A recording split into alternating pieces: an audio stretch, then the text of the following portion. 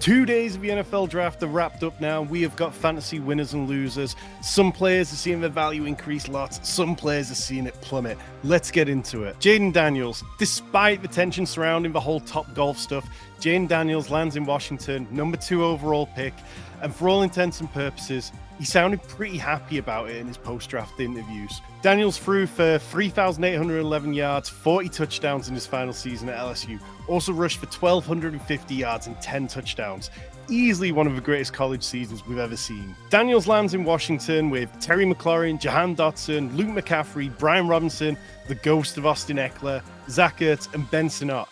That is going to make his life so much easier straight from the get-go. Offensive coordinator Cliff Kingsbury, he might have lost some of his shine after a poor end to his time in Arizona, but he does know how to utilize dual threat quarterbacks. And according to reports, Jayden Daniels was the quarterback he wanted for his offense all along. Daniels has players adept at helping him both near the line of scrimmage and downfield, as well as knowing he can rely on his legs. There may be questions about how much Jayden Daniels seems drawn to taking massive hits, but he couldn't have wished for a much better landing spot. The ceiling really is massive for Jayden Daniels in his rookie season. The Cardinals badly needed wide receiver help after they decided to let Marquise Brown move on. And Marvin Harrison Jr. lands as the clear wide receiver from day one, well ahead of the likes of Michael Wilson and Greg Dortch. Trey McBride will be Harrison Jr.'s main competition for touches, and that's no reason to be down on either player. There's loads of offenses out there who can sustain a top-end tight end as well as a top-end wide receiver. It's also noteworthy this Cardinals defense still has plenty of question marks over it.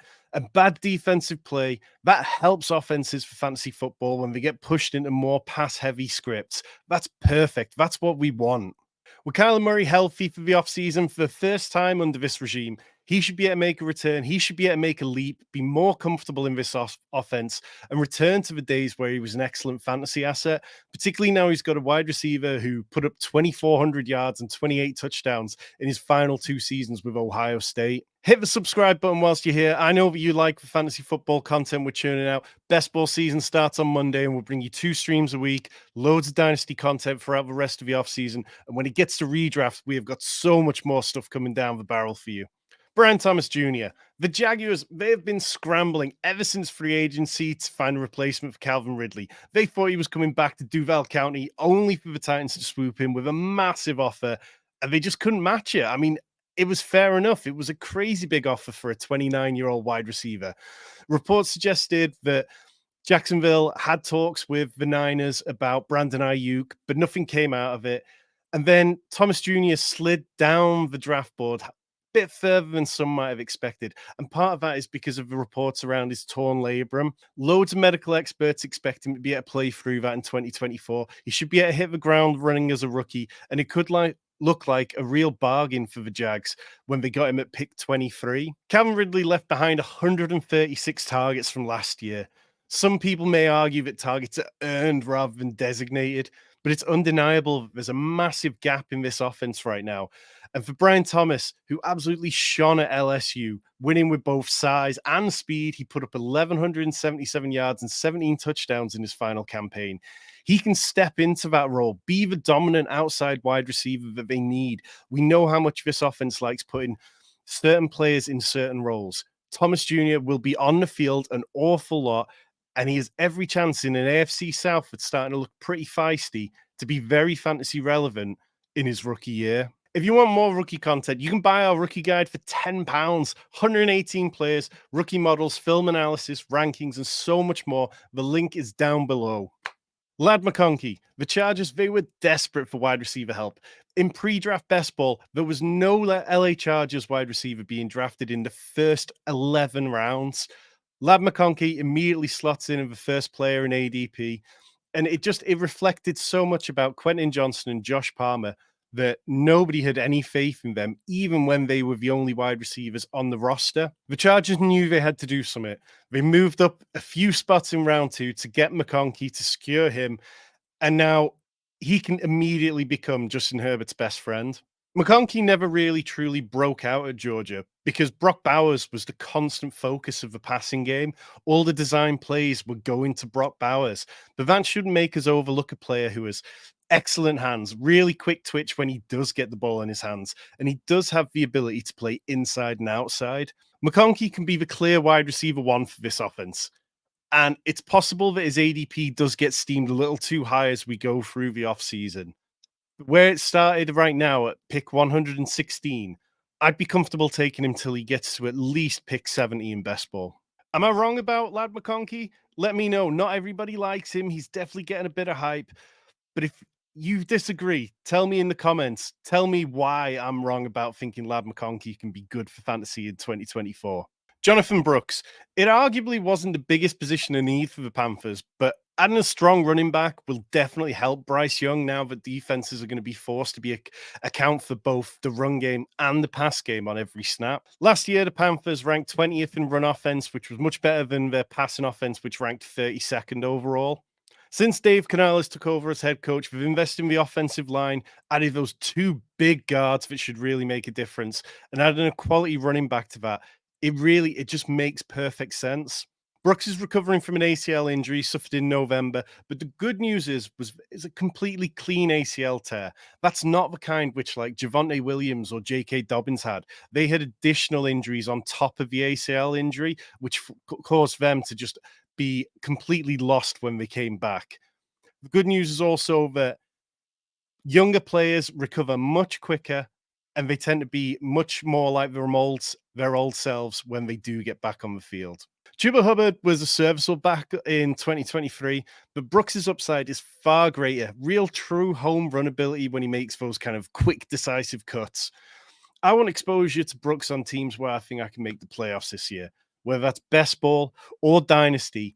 By the time those important week 17, week 16, week 15 games come around, I'm expecting him to be the absolute dominant running back in that backfield. Now let's start with some losers, and there are a few big losers in this draft. Michael Penix. I mean, Atlanta, what the There wasn't a single pick in this draft as confounding as the Falcons' decision to take Penix with the 8th overall pick. Arthur Blank made it clear he wanted to see this team winning now.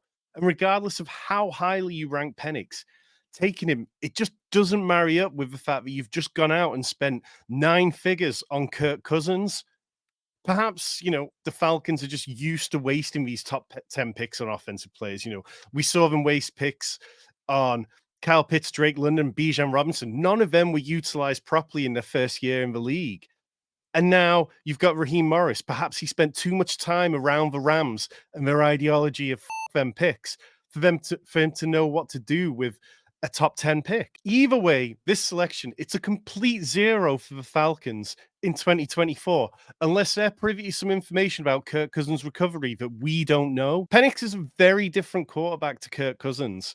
Projecting how this offense is going to look with both him there and Kirk Cousins, it's really difficult, and it could be multiple years before we see Penix.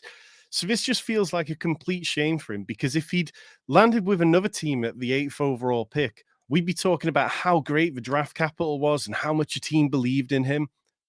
But now it's just completely confusing.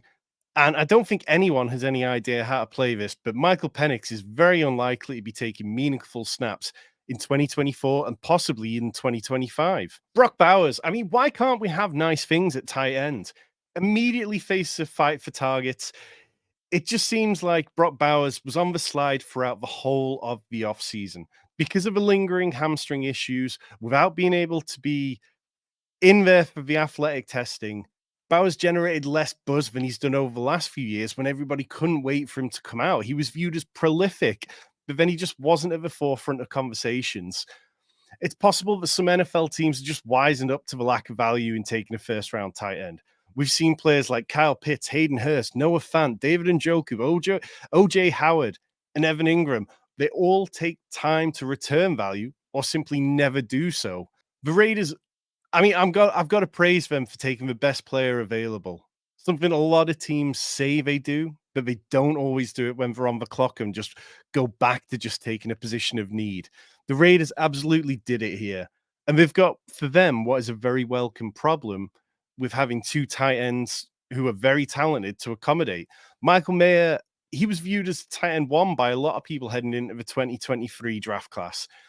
He didn't hit the ground running like many rookie tight ends, but the expectation this year was that he could take that leap in 2024. Now we're having to share snaps with Brock Bowers, and the potentially ping-ponging back and forth between Gardner Minshew and Aiden O'Connell at quarterback. Things might be less fruitful for both Michael Mayer and definitely for Brock Bowers. Minshew ranked 21st in passing EPA last year among QBs with 50 pass attempts. Aiden O'Connell ranked 34th. Minshew ranked 34th in completion rate with O'Connell at 38th. They aren't great quarterback options. There's a reason why they were linked to the quarterbacks in this class, despite giving Gardner Minshew a fairly decent contract. Bowers will have to fight for every single target and every single snap on this team. With Devontae Adams there, Jacoby Myers, as well as Michael Mayer, and as well as this team shaping up to possibly be a quite run-heavy team, it doesn't feel like it's going to be particularly good for Brock Bowers anytime soon. Blake Corum. Everyone had expected the Chargers to draft Blake Corum because of the Michigan connections with Jim Harbaugh. They passed him up in both rounds 2 and round 3, which resulted in him falling to the LA Rams instead, a team who perhaps didn't really need a running back, but we know Sean McVay really likes to draft running backs. On the face of it, it's confusing. Corum doesn't bring much that the Rams aren't already getting from Kyren Williams. Both of them, they're not massive backs. Kyren Williams at 190 pounds, Blake Corum at 205. Both of them sort of like below 5'10. Corum is a bit more powerful in short yardage, but he can't outrun players. He's not explosive, and that's something Kyren Williams has excelled at with the Rams. So perhaps Blake Corum steals some of the short yardage work. But Kyren Williams had the 4th most running back red zone rush attempts last year, the 4th most touchdowns too. Inside the 5-yard line, Kyren Williams had 17 touches for 9 touchdowns. He was effective. He was good in these situations. It's not a glaring weakness in his game that the Rams had to do something about straight away. Corum will be able to come in and spell Williams at times, but he doesn't do anything well enough to force this to be a true committee straight from the get-go. So unless Blake Corum goes into the Rams camp and is just lights out, I don't see him being fantasy relevant in year 1 unless Kyren Williams suffers an injury. Disagree with me? Leave a comment. Tell me what you think about Blake Corum. Can he take over the job from Kyren Williams? Is Kyren Williams overrated? Let me know in the comments. A.D. Mitchell. If you watched our video with Dwayne McFarlane where he called A.D. Mitchell the most overrated wide receiver in this class, you wouldn't have been surprised by his fall. Everybody was mocking him as high as pick 20 in mock drafts, but then he fell all the way to pick 45 to the Colts. If you haven't watched that video with Dwayne McFarlane, when this one's over, go and check it out. It's really worthwhile. Mitchell, he's a big-bodied athlete. He's a good route runner, but he fails to produce and he fails to play up to his size. Now he faces competition from Michael Pittman, who saw 10 targets per game in 2023, Alec Pierce, who played on 94% of snaps in 2023, and Josh Downs, who had an 18% target share. These are players who had roles. A.D. Mitchell, he got good draft capital, but he is going to absolutely earn a role on this offense. I'm expecting Mitchell to be relevant in best ball, particularly because he's good downfield and particularly with Anthony Richardson possessing an absolute cannon of an arm. But don't expect to find Mitchell a player that you want on your redraft or managed roster leagues where you have to decide if he's a start or sit every single week. His outlook looks very boom bust. Ben Sinnott, the tight end 2 in this draft class. Sinnott got solid draft capital, got picked at pick 53 overall by the Commanders. But now he faces competition for tight end snaps with Zach Ertz, who Cliff Kingsbury had with him in Arizona. Not to mention Terry McLaurin, Jahan Dotson, Luke McCaffrey, Brian Robinson, and Austin Eckler. There are a lot of mouths to feed in Washington, and it might just be easier to just lean into the top talents, the ones we know are going to be out there an awful lot. Sinnott, also, he's more of a blocking tight end than a pass catcher, and he's a really good blocker. It might be that the Commanders simply view him as someone to help out with the offensive line that really needs additional help. Those are your day 1 and 2 winners and losers. We're going to be back with a post-NFL draft rookie mock. That's coming out on Sunday. We'll be live at 4:15 p.m. Eastern. Join us, get in the comments, leave your questions. We will be answering everything as we go. Best ball season starts on Monday, drafting on Underdog Monday night, DraftKings on Wednesday. We are going to keep bringing you this fantasy content all the way until week 1. Let's get it.